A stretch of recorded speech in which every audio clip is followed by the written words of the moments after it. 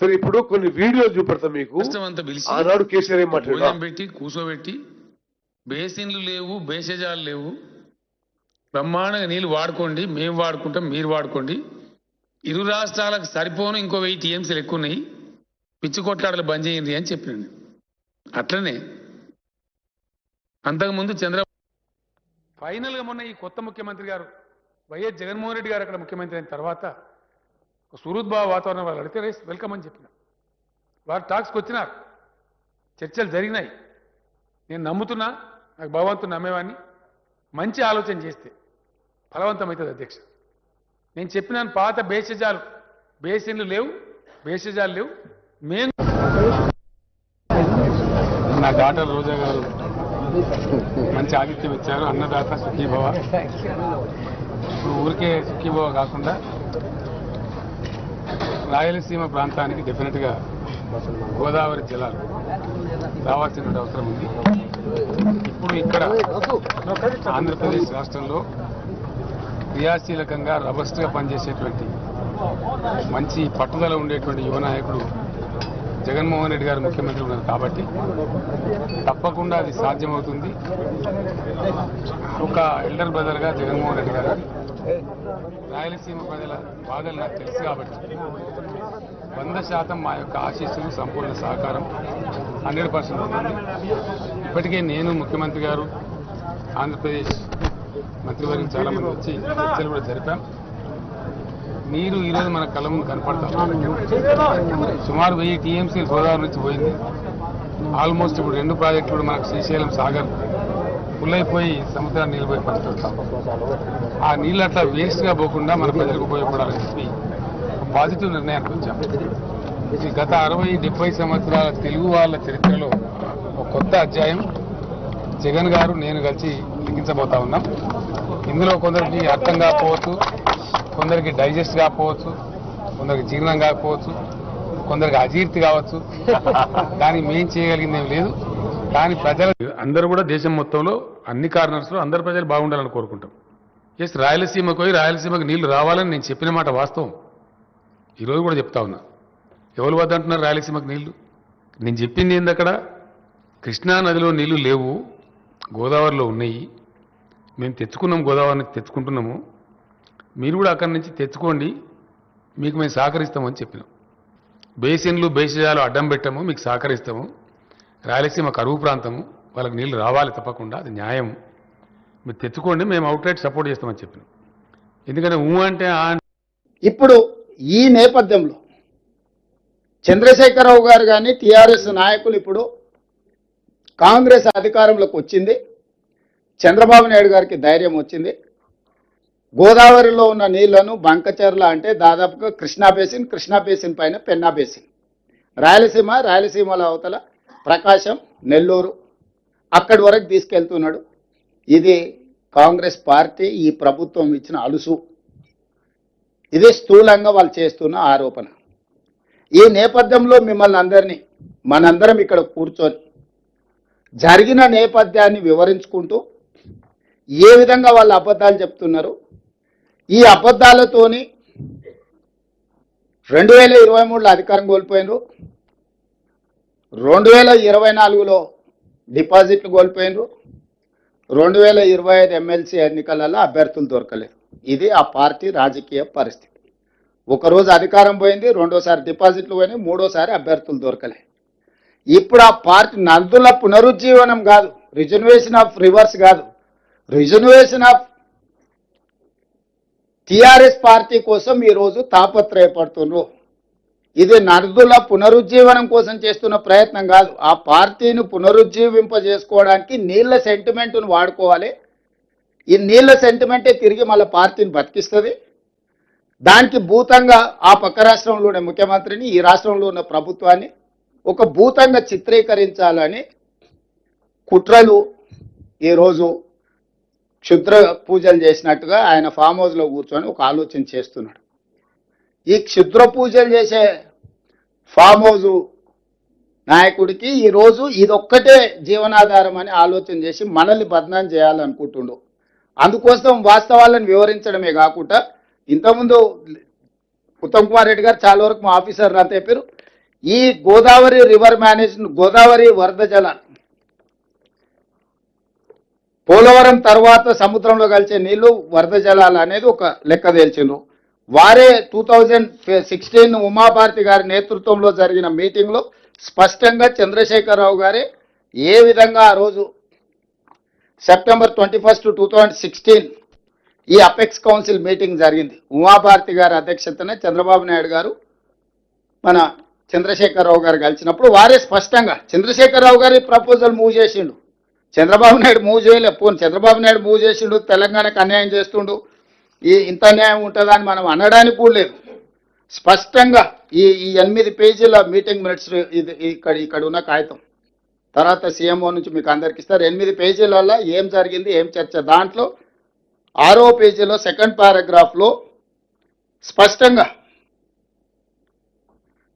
more than 1000 TMC of water is required and Krishna basin ki. On the other hand, more than 3000 TMC is going waste into sea every year in Godavari river.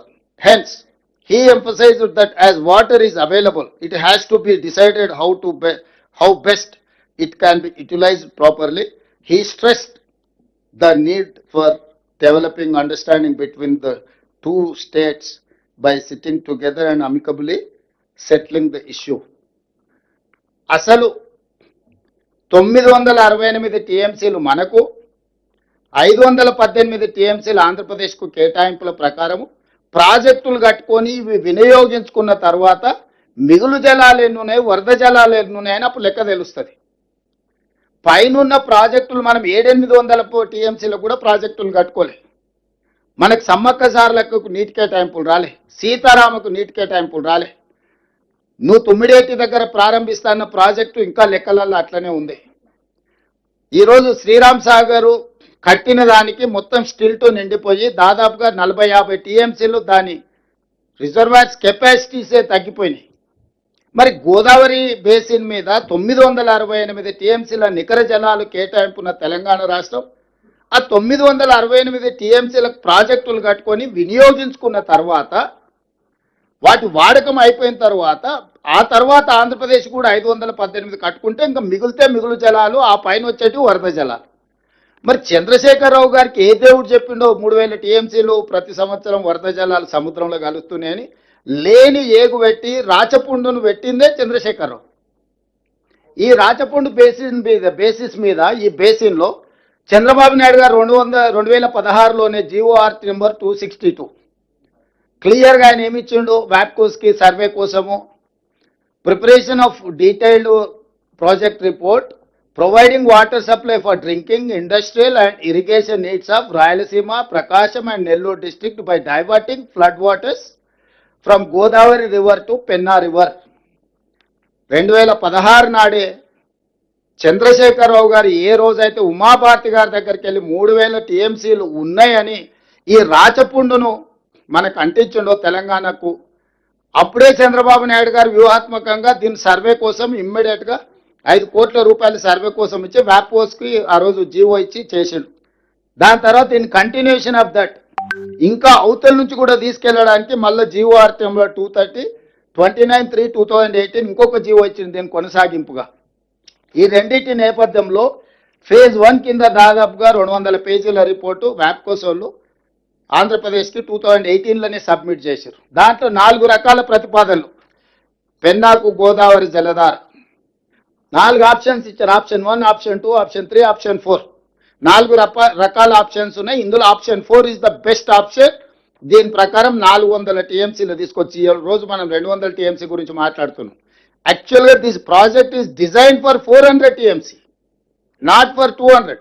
టెంపరీగా infrastructure అంతా 200 టీఎంసీకి చూపిస్తున్నారు, కానీ వాళ్ళు civil వర్క్లు మొత్తము ఇప్పుడు పంపించిన PFR ఏదైతే ఉందో ఫీజిబిలిటీ రిపోర్ట్ ఏదైతే ఇచ్చిండ్రో అందులో 300 టీఎంసీకి ఆల్రెడీ డిజైన్ చేశారు. పంపులు మాత్రమే ఫిట్ చేస్తున్నారు. ఇంకొక 100 టీఎంసీకి 200 టీఎంసీలకు పంపులు ఫిట్ చేస్తారు.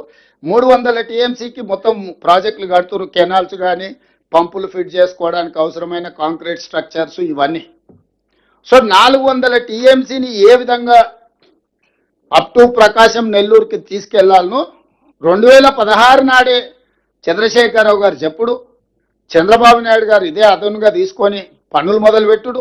చంద్రబాబు నాయుడు గారి హయాంలోనే మొదటిసారి చంద్రబాబు నాయుడు గారి హయాంలోనే ఇన్ని పేజీల రిపోర్టు వ్యాప్కోసు ఆంధ్రప్రదేశ్ గవర్నమెంట్కి ఇచ్చింది. ఏ ఒక్క రోజు కూడా చంద్రబాబు నాయుడు గారు ఉన్నప్పుడు 16 నుంచి 19 వరకు ఏ ఒక్క రోజు ఇది చంద్రబాబు నాయుడు గారిని వ్యతిరేకించలేదు చంద్రశేఖరరావు గారు. ఇది వదిలేసి 2019లో మళ్ళీ జగన్మోహన్ రెడ్డి గారు రాగానే ఇప్పుడు అన్ని పవర్ పాయింట్ ప్రజెంటేషన్లు చూపించింది. In continuation of Chandrababu Naidu proposal Jaganmohan Reddy గారు వచ్చినాక కూలంకషంగా డీటెయిల్డ్ ప్రాజెక్ట్తోని ఇదే ప్రగతి భవన్లు ఇక్కడనే మిత్రులు పొన్నం ప్రభాకర్ గారు చెప్తారు, ఇదే ప్లేస్లో జగన్మోహన్ రెడ్డిని పిలిచి మంచి భోజనం పెట్టి పవర్ పాయింట్ ప్రజెంటేషన్ ఇచ్చి ఏ విధంగా గోదావరి జలాలను పెన్నా పరివాహక ప్రాంతానికి బంకచెర్ల వరకు తరలించుకెళ్లాలను చంద్రశేఖరరావు గారే వాళ్ళకు మొత్తం నేర్పాడు. ఈరోజు ఆయన 80,000 పుస్తకాలు చదివిన తెలివితేటలు విశ్వాసం ఏదైనా ఉంటే తెలంగాణ ప్రజల పట్ల చూపించాలి. వారు చంద్రబాబు నాయుడు ఇక్కడికి వచ్చినా గోదావరి జలాలే తీసుకుపోతామన్నారు. జగన్మోహన్ రెడ్డి ఇక్కడికి వచ్చినా గోదావరి జలాలే తీసుకుపోతామన్నారు. చంద్రశేఖరరావు గారు నగరి రోజా గారింటికి వెళ్ళినా కూడా గోదావరి జలాలని మీకు ఇచ్చి రాయలసీమను రతనాల సీమ చేస్తా అన్నాడు. అంటే మా ఇంటికి వస్తే ఏం తెస్తావు, మీ ఇంటికి వస్తే ఏం పెడతావు అనే విధానము స్పష్టంగా ఇక్కడ ఉంది. ఈ నేపథ్యంలో రెండోసారి ముఖ్యమంత్రికి వచ్చిన చంద్రబాబు నాయుడు గారు పాత ఫైల్స్ కన్నిటికీ దుమ్ము దులిపి ఇప్పుడు ఆ పనులను ముందుకు తీసుకెళ్లడానికి మొదలుపెట్టినారు. మేము స్పష్టంగా చెప్పినాం, కృష్ణానదిలో మా ప్రాజెక్టులు అన్ని నీటి కేటాయింపులు, గోదావరి ప్రాజెక్టులో మా ప్రాజెక్టుల నీటి కేటాయింపులు అన్నీ వివాదాలు పరిష్కారం అయితే తప్ప మిగులు జలాలు అనేది లెక్క తేలదు. కాబట్టి గోదావరి బేసిన్లో మా పెండింగ్ ప్రాజెక్టులు ప్లస్ 968 టీఎంసీ వాటర్ ప్రాజెక్టులు మేము మొత్తం కట్టుకున్న తర్వాత మిగులు జలాల పైన వరద జలాలు ఉంటే అవి ఎన్ని మిగిలినాయి, దాంట్లో మాకెంత వస్తుంది మీకెంత వస్తుంది, మళ్ళా మిగులు జలాల మనకు వాటా ఉన్నది, వరద జలాలలో కూడా మనకు వాటా ఉన్నది. నికర జలాలలో ఏ విధంగా అయితే ప్రపోర్షనేట్గా 968 టీఎంసీ మనకు 518 టీఎంసీ ఆంధ్రప్రదేశ్కి వచ్చిందో అదేవిధంగా గోదావరిలో ఉండే మిగులు జలాలు కావచ్చు, గోదావరిలో ఉండే వరద జలాలు కావచ్చు, ప్రపోర్షనేట్గా తెలంగాణకు కూడా ఒక రైట్ వస్తుంది. ఇవన్నీ చర్చించుకోవాలంటే ఆఫీసర్స్ లెవెల్లో ఫస్ట్ డిస్కషన్ జరగాలి. ఆ తర్వాత అక్కడ ఇది కాకపోతే మన మంత్రుల కమిటీలో జరగాలి. అక్కడ కూడా పరిష్కారం కాకపోతే అపెక్స్ కౌన్సిల్లో కూర్చొని మాట్లాడుకోవాలి. అప్పుడు మాత్రమే నికర జలాల లెక్కలు తేలిన తర్వాత మిగులు వరద జలాల మీద చర్చ జరుగుతుంది. మిగులు వరద జలాలలో తెలంగాణకి ఎంత వస్తుందో కూడా లెక్క రాసుకోవాలంటున్నాం మేము. ఇప్పుడు సింపుల్గా సముద్రంలోకి వెళ్తూనే మేము తీసుకెళ్తున్నాం. చంద్రశేఖరరావు గారు 2016 నుంచి 2023 వరకు మాకు సంపూర్ణంగా సహకరించాడు. మా ఎడారిగా మారిన రాయలసీమను రతనాల సీమ చేస్తా అన్నాడు. కేవలము రాగి సంకటి రొయ్యల పులుసుకే మాకు ఇంత అవకాశం ఇచ్చిండు చంద్రశేఖరరావు గారు. ఉత్తమ్ కుమార్ రెడ్డి రేవంత్ రెడ్డి ఎందుకు అడ్డం పడుతున్నారు అని ఇప్పుడు వాళ్ళ బాధ. ఉత్తమ్ కుమార్ రెడ్డికి రేవంత్ రెడ్డికి రొయ్యల పులుసు కానీ రాగి సంకటితో పనిలేదు. తెలంగాణ ప్రజల యొక్క హక్కులతోనే మాకు సంబంధం. వ్యక్తులు ఎవరికైనా పరిచయం ఉండవచ్చు. వ్యక్తులు పరిచయం ఉన్నంత మాత్రాన రాష్ట్ర రైతాంగం యొక్క హక్కులను తాకట్టు పెడతామా? ఈ తెలంగాణ రాష్ట్రం ఇచ్చిందే కాంగ్రెస్ పార్టీ. ఈ తెలంగాణ రాష్ట్రాన్ని కాపాడుకోవాలనే తాపత్రయం ఉన్నది కాంగ్రెస్ పార్టీకి. ఆ కాంగ్రెస్ పార్టీ ఈరోజు తెలంగాణ రాష్ట్రంలో ప్రభుత్వం ఉంది.